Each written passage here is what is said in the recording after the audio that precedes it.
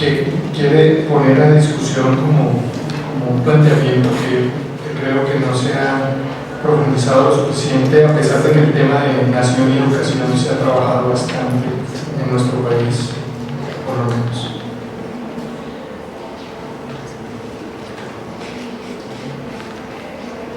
El nacionalismo fue un modo de ser del poder ligado a la época del imperialismo. Más que una corriente ideológica homogénea o que un movimiento político, fue una época en la que coexistieron, pero también se enfrentaron varias posturas políticas. Tal disputa tuvo un lugar privilegiado en torno a las políticas educativas. El surgimiento del Estado-Nación, en ese sentido, fue un acontecimiento íntimamente ligado a la escolarización de la población y, en particular, como lo mostré en mi tesis, a la enseñanza de las ciencias sociales. Si esto fue así, se puede afirmar que el nacionalismo fue fundamentalmente un proyecto político-pedagógico. Esto implicó la profesionalización del maestro, que trajo consigo un enfrentamiento abierto con los intereses de la Iglesia y una discusión intensa sobre su legitimidad. El desplazamiento temporal del poder desde fines del siglo XIX hacia mediados del siglo XX mostró la manera como el sujeto pasó de un territorio universal a un territorio nación, y de allí a un territorio que llamaríamos desarrollado en la segunda mitad del siglo XX.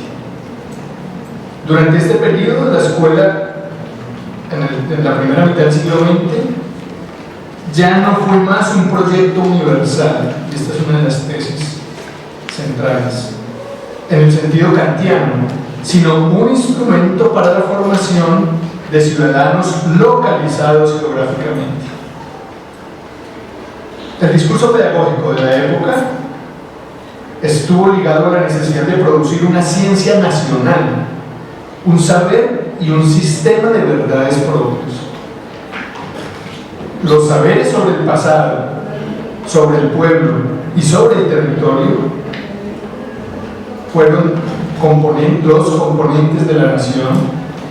Se convirtieron antes que nada en disciplinas escolares, y así fue como la escuela resultó estratégica para conseguir el efecto de verdad que dichas nociones necesitaban. Los métodos de enseñanza activa propios de los años 20 y 30 debían ayudar a forjar una identidad ligada al pasado nacional, para constituir un sujeto territorializado y para crear allí una conciencia del pueblo. En esta ponencia nos ocuparemos de analizar cómo fue que la forma nación adquirió el cariz pedagógico y cómo la pedagogía devino en nación. La pedagogía, entendida como forma de gobierno, desbordó durante la primera mitad del siglo XX la acción de la escuela. Pasaba por ahí, por supuesto, pero actuaba más allá de ella. Impregnaba todas las acciones del Estado y en general de las diferentes agencias sociales que se constituyeron en torno al discurso nacionalista. Así se percibía incluso en la época. En España, por ejemplo, un reconocido intelectual de fines del siglo XIX decía que nuestra época, comillas, está saturada, si así puede decirse, de pedagogía. La atmósfera intelectual y moral en que vivimos es, por lo menos en cuanto a la intención, eminentemente educativa.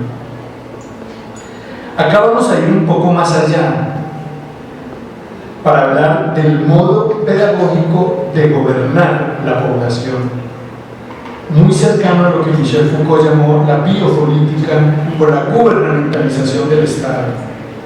Esto es, el momento en el que el poder se ocupó de administrar la vida de la población, potenciando al máximo las capacidades físicas e intelectuales de los individuos y organizando la vida social alrededor de los intereses del Estado, entendido como el representante de la nación. En palabras de Rousseau, ese modo de gobierno pedagógico podría proponerse así, comillas, dar a las mentes la forma nacional y a dirigir sus gustos y opiniones de manera que se conviertan en patriotas por inclinación, por pasión, por necesidad. Voy a dividir entonces el tema en dos. El primero, la nación como pedagogía, el segundo, la pedagogía como nación.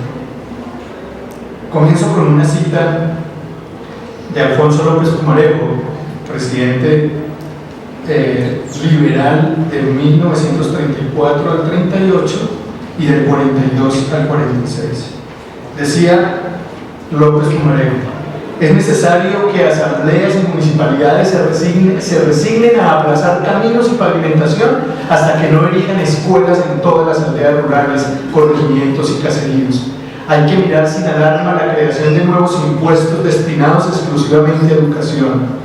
No va pues el liberalismo a ganar elecciones con escuelas, pero si su paso por el poder señala una época nueva en las preocupaciones nacionales, habrá echado raíces tan profundas en la historia que no será vano ninguno de los sacrificios que se impuso en el campo de batalla o en las luchas civiles. Cierra comillas. Para poder hablar de nación, el poder se expresó pedagógicamente. La nación suponía la unidad territorial y esto implicaba incluir no solo un territorio delimitado geográficamente, de lo cual dan cuenta las guerras y la diplomacia, sino grupos poblacionales dispersos y sobre todo muy diversos culturalmente hablando. La necesidad de identificarse con una raza que debía ser fuerte, con un territorio que debía estar integrado y un pasado que debía ser común, se fue creando justo en el momento en el que se hizo posible pensar que se podía perder la soberanía política, económica y cultural. Por eso decimos que está ligado al imperialismo. Durante el siglo XIX, las nociones que ordenaron el discurso civilizatorio antes del nacionalismo fueron las nociones de barbarie, salvajismo o primitivismo, en tanto opuestos a la civilización. En cambio, desde los primeros años del siglo XX se comenzaría a hablar más bien de raza, pueblo, indigenismo y nación. Estas nuevas nociones estaban planteando que la integración era fundamental y que no podía sostenerse más la guerra civilizatoria interna del siglo XIX, so pena de debilitarse frente a las nuevas amenazas que provenían ahora del exterior. El problema de la raza como garante de una identidad hizo visible a los negros y a los indígenas, en tanto que había que saber de dónde veníamos, buscar el tronco común, lo cual permitía tolerar en forma de folclore las diversas expresiones de la cultura. Aquí me gustaría, después si hay ocasión, discutir un poco con el doctor Heraclio esta tesis. En el caso de la nación recientemente llamada Colombia, tal unidad había sido de hecho amenazada, no solo potencialmente, sino realmente, en el caso colombiano con el robo de Panamá y con la presencia de muchas compañías, sobre todo norteamericanas, explotando en el territorio recursos naturales. Más tarde, la arbitrariedad y la macabra forma como las compañías extranjeras explotaban el trabajo obrero produjo el episodio conocido en Colombia como la masacre de las bananeras, que también marcaría la conciencia de los nacionalismos del momento. Los diferentes líderes políticos de la época, incluso opuestos ideológicamente, coincidían en la necesidad de construir un proyecto nacionalista. Laureano Gómez, por ejemplo, dirigente conservador de extrema derecha, consideraba que la pérdida de Panamá había sido, comillas, el problema más grave y difícil que haya tenido Colombia en sus 90 años de nación libre. Cita de 1936. Su opositor, Eduardo Santos, liberal, como presidente entre el 38 y el 42, señalaba en 1914 que, comillas, lo urgente hoy es formar una vigorosa conciencia nacional que respalde nuestros fueros de nación independiente y oponga resistencia invencible a las pretensiones de los poderosos. Un discurso antiimperialista de la derecha y de los liberales. Para algunos, la Revolución Rusa hizo del comunismo también una amenaza, con lo que surgió la necesidad de su opuesto, el nacionalismo. En Colombia se habían constituido en las regiones poderes económicos y políticos muy fuertes, lo cual hizo que la unidad nacional se proclamara a un costo muy alto que algunos ligan atávicamente con la violencia que aún se registra en Colombia. Para enfrentar estos retos había que encontrar explicaciones sociológicas, antropológicas, psicológicas, históricas y geográficas que justificaran tales batallas.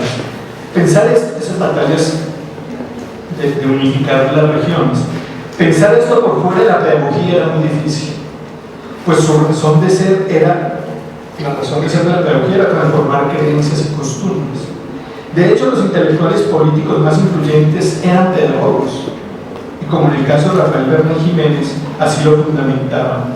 Cito a Bernal Jiménez, comillas: pero el conocerse a sí mismo un pueblo implica una serie de investigaciones que entre nosotros apenas han tenido una iniciación intermitente. Implica el estudio de la raza y de la tierra, es decir, de la etnología y la geografía física. Pues presupone el conocimiento de los influjos del medio físico sobre el hombre, es decir, la geografía humana. Requiere la formación de una idea sobre la posición de nuestro núcleo humano en el curso evolutivo de la humanidad, es decir, la sociología histórica. Cita de 1933. Y todo esto lo llamó el mismo Bernal Jiménez pedagogía social. Comillas: un complejo de problemas que han de ser resueltos por la sociología y su aliada la geopolítica, las cuales, en mi humilde concepto, deben suministrar las bases para la pedagogía social. Cierra comillas. Cita de 1933.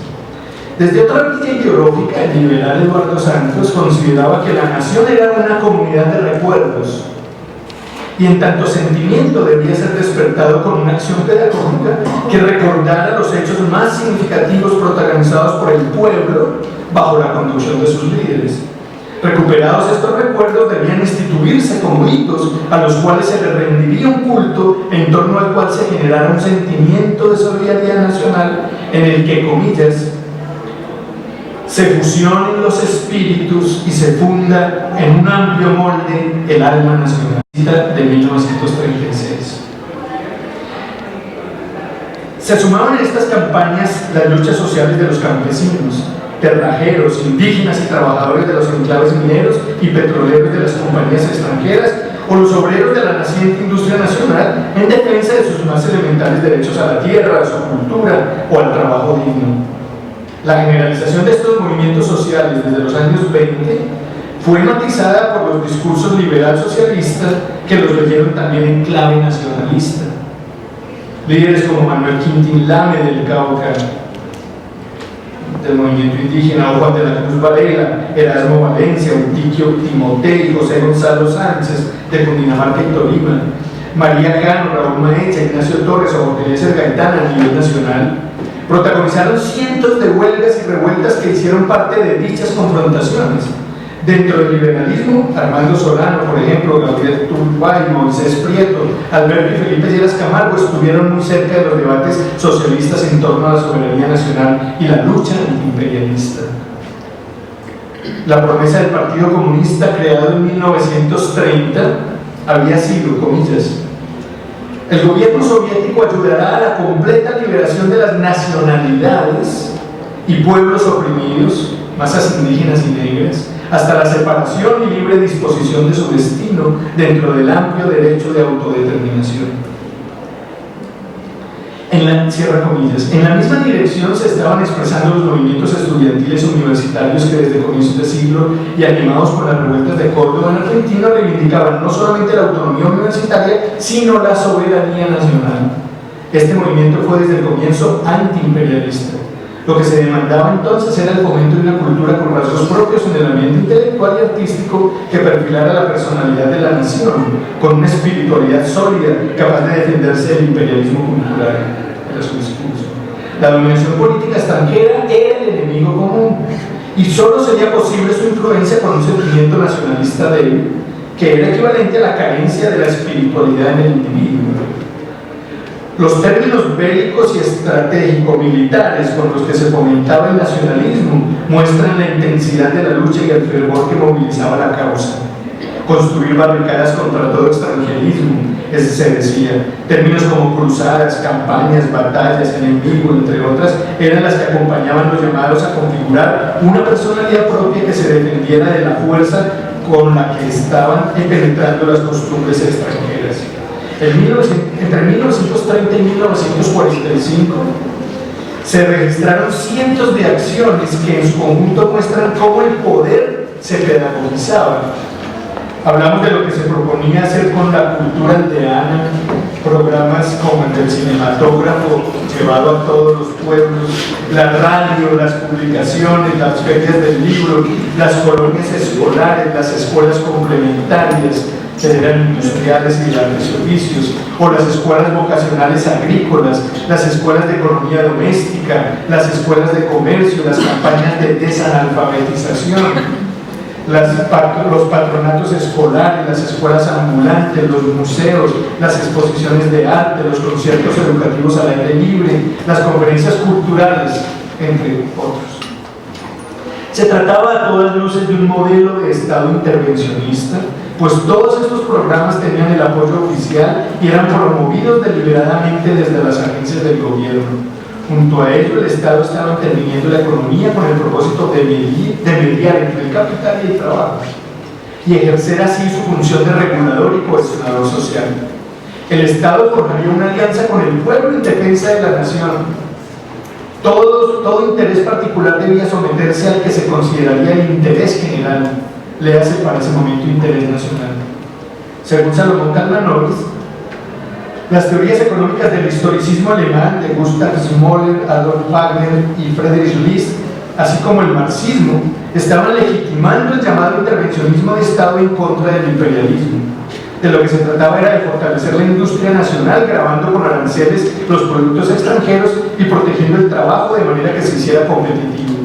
La consolidación de un mercado nacional sería posible invirtiendo en infraestructura para exonerar de esas inversiones al capital nacional. Alemania buscaba evitar que Inglaterra, que tenía de sobra una producción nacional competitiva, triunfara en su intento de liberar el mercado europeo de todo arancel. Los programas en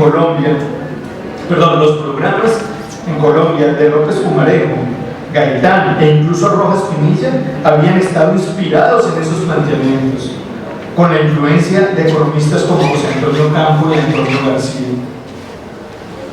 Hasta aquí la primera parte. Segunda parte, la pedagogía como nación. Comillas, voy a citar a una revista de educación de 1934. Ni la escuela, ni la universidad, ni el taller, ni el colegio de bachillerato pueden ser indiferentes a la urgente llamada de la tierra en peligro. Era preciso que una preocupación unánime recorra de uno a otro extremo del país todo el organismo educativo. La necesidad de vigorizar materialmente las nuevas generaciones colombianas, el deber de reactivar todas las reservas jóvenes de la nación, prematuramente anquilosadas y entorpecidas por la falta de una cultura física eficaz y obligatoria. Cierra comillas. Las reformas que se sucedieron en las estructuras políticas y que dieron lugar al Estado docente, como se conoce en esa época, con lo que esto supuso en términos de un nuevo modo de ser del poder que hemos identificado acá con una pedagogía social, dieron lugar finalmente a una reforma completa de lo que hasta finales de los años 20 del siglo XX había sido el Ministerio de Instrucción Pública. Pasar a llamarse Ministerio de Educación significó no solo un cambio de nombre, sino de la manera como operaba el poder. La instrucción se leyó entonces como una tarea de beneficencia en la que la escuela jugaba el papel civilizatorio, siglo XIX, como una rama de la policía que la Ilustración ya había asignado. Lo que se llamó la reforma educacionista, con una clara intención de oponerse a lo que en el siglo XIX se había llamado la reforma instruccionista, venía gestándose desde comienzos del siglo XX y tenía que ver con el urgente llamado a que el Estado asumiera su función educadora más allá de la simple acción protectora. En 1930 el primer ministro liberal describía así lo que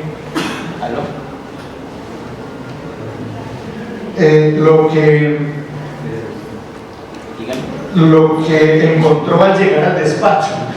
Decía el ministro en 1946, perdón, esta cita es del 46, pero lo estaba planteando el primer ministro del gobierno liberal de 1930.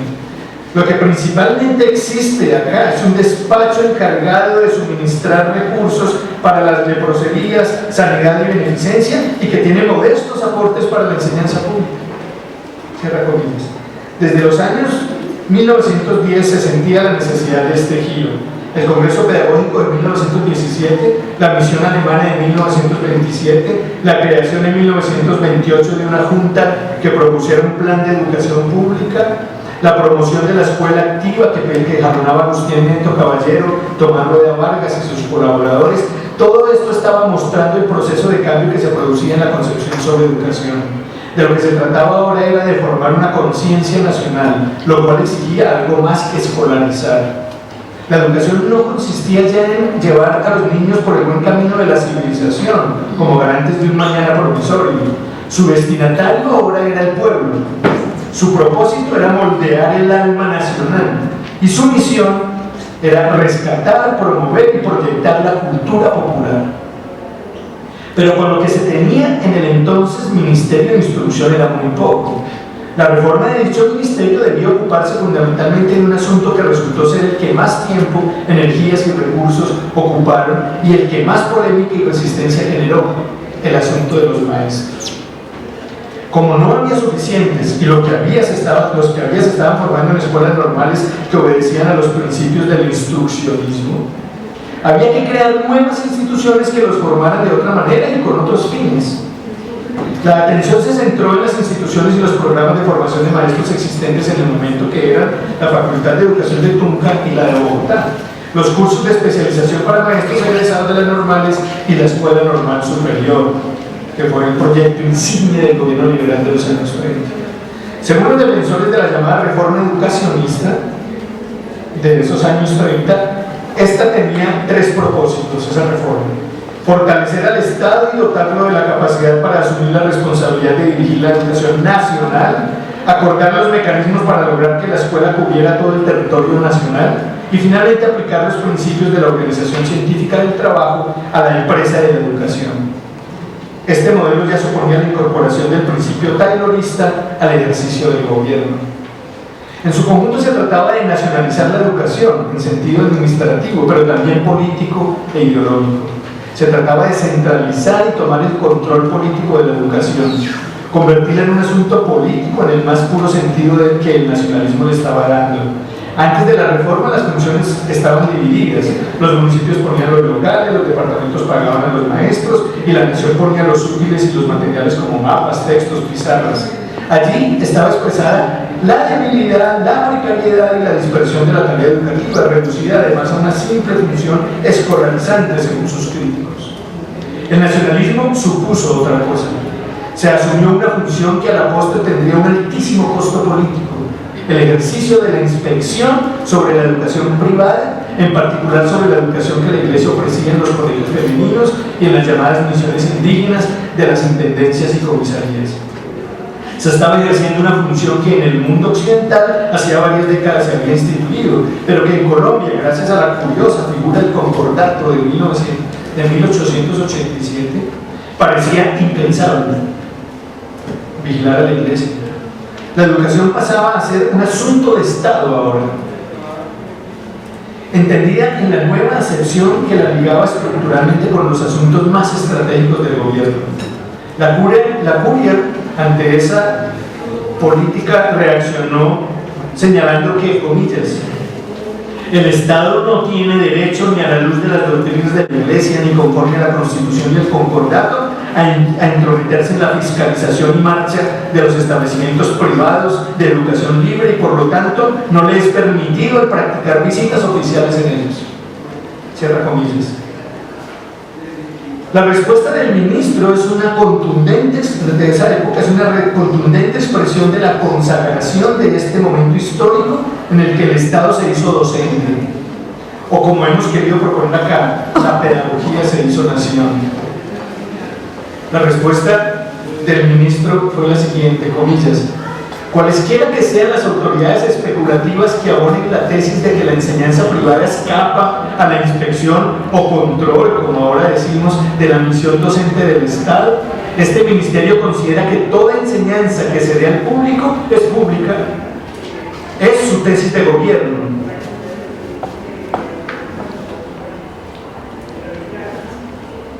El Estado respeta lo que atañe a la intimidad de la conciencia, pero no puede declinar su deber de vigilar lo que atañe al bien de las sociedades. De ahí que este ministerio sostenga su derecho a inspeccionar los establecimientos de educación en cuanto ellos ejerzan funciones de alcance social y consecuencias públicas, como son la moral, la higiene y la preparación para el trabajo. Cierra comillas. La educación, quedaba claro, la incumbía al Estado, en tanto que se ocupaba del control de los asuntos de mayor alcance social que pasaban a ser asuntos públicos, la moral, la higiene y el trabajo. Pero fueron más allá. Se cambió la idea de universidad que hasta ese momento existía. Ya no sería una instancia profesionalizante, sino un nivel superior de la educación desde donde el Estado habría de desentrañar el espíritu de la nación. En palabras del ministro Luis López de Mesa, entiendo que universidad no es solamente un instituto docente para la preparación más o menos adecuada de los técnicos de un país. Yo la concibo como la suprema expresión cultural del espíritu de una nación, adecuado símbolo de la virtud intelectual de un pueblo. Se asumía desde el Estado la misión de desentrañar, legitimar y consolidar los principios nacionalistas que orientarían la vida social en su conjunto, con todas las implicaciones que eso tenía. En ese momento la Universidad Nacional, por ejemplo, integró en un solo campus, donde estamos hoy, las facultades que antes de 1930 estaban dispersas por la ciudad y que se le concedió personería jurídica como una sola universidad. Antes cada facultad tenía un rector y personería jurídica diferente. Aquí tendría un solo rector y un gobierno universitario unificado, es decir, la Universidad Nacional. Habrá que discutir con los historiadores de la universidad. Creo que en realidad nació ahí como Universidad Nacional. En la medida en que el Estado se arrogaba la función de educar a la población, iba definiendo cómo hacerlo de manera cierta y eficaz. Una de las prioridades fue el fomento de las investigaciones sobre sus características, sus cualidades, sus problemas, sus necesidades. Los estudios sociales que se propusieron en el pensum escolar fueron objeto de múltiples debates y de reformas que fueron dibujando su perfil a lo largo de la primera mitad del siglo XX. Como ya hemos dicho, a la pregunta que debían responder dichas investigaciones con todos sus matices era acerca de su condición de colombianos. Para educar a los colombianos había que saber quiénes éramos. Allí es donde encontramos las filiaciones genealógicas entre pedagogía y ciencias sociales.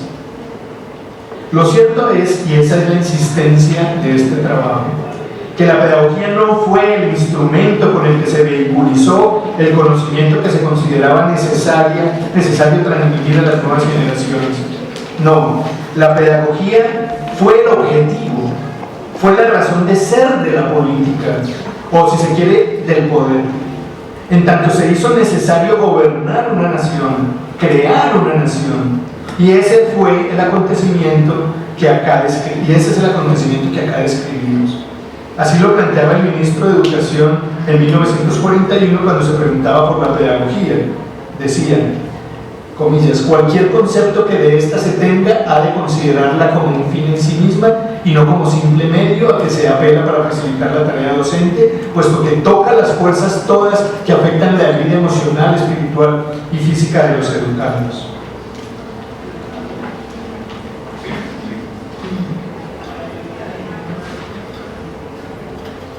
El proyecto político de este periodo de la historia fue un proyecto pedagógico en su forma nacional, y la forma nacional se dibujó con la investigación que pasó a denominarse ciencias sociales.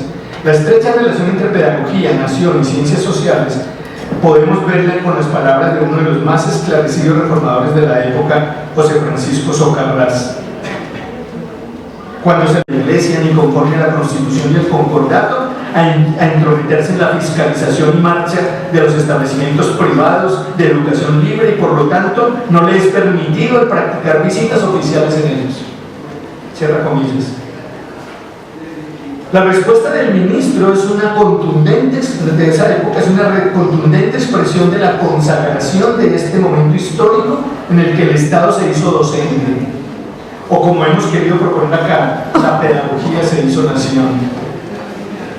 La respuesta del ministro fue la siguiente, comillas: cualesquiera que sean las autoridades especulativas que abonen la tesis de que la enseñanza privada escapa a la inspección o control, como ahora decimos, de la misión docente del Estado, este ministerio considera que toda enseñanza que se dé al público es pública.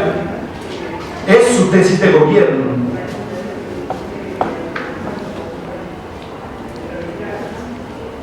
El Estado respeta lo que atañe a la intimidad de la conciencia, pero no puede declinar su deber de vigilar lo que atañe al bien de las sociedades.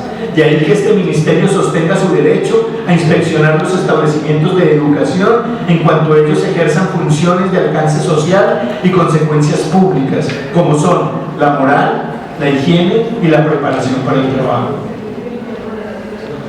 Cierra comillas. La educación quedaba claro la incumbía al Estado, en tanto que se ocupaba del control de los asuntos de mayor alcance social que pasaban a ser asuntos públicos, la moral, la higiene y el trabajo. Pero fueron más allá.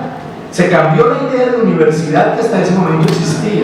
Ya no sería una instancia profesionalizante, sino un nivel superior de la educación desde donde el Estado habría de desentrañar el espíritu de la nación. En palabras del ministro Luis López de Mesa: entiendo que universidad no es solamente un instituto docente para la preparación más o menos adecuada de los técnicos de un país. Yo la concibo como la suprema expresión cultural del espíritu de una nación, adecuado símbolo de la virtud intelectual de un pueblo. Se asumía desde el Estado la misión de desentrañar, legitimar y consolidar los principios nacionalistas que orientarían la vida social en su conjunto, con todas las implicaciones que eso tenía. En ese momento la Universidad Nacional, por ejemplo, integró en un solo campus, donde estamos hoy, las facultades que antes de 1930 estaban dispersas por la ciudad y que se le concedió personería jurídica como una sola universidad. Antes cada facultad tenía un rector y personería jurídica diferente. Aquí tendría un solo rector y un gobierno universitario unificado, es decir, la Universidad Nacional. Habrá que discutir con los historiadores de la universidad. Creo que en realidad nació ahí como Universidad Nacional.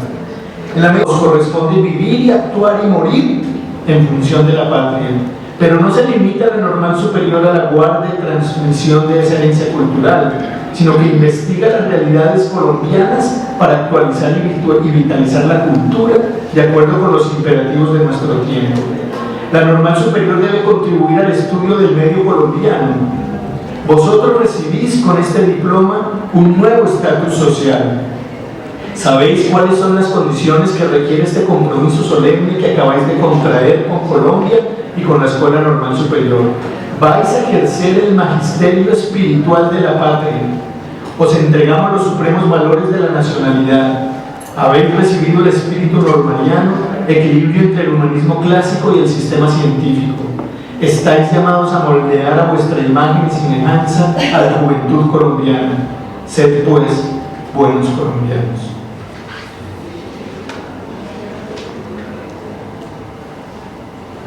Después de los años 60, el campo de la pedagogía se debilitó y pusieron a los protagonistas de ese campo de saber en un lugar de muy bajo perfil, como representando un modo de pensar asociado a lo tradicional, a lo retrógrado y a lo no moderno. En ese momento emergió la idea de la despolitización de la vida nacional, con lo cual se fortaleció el discurso tecnocrático.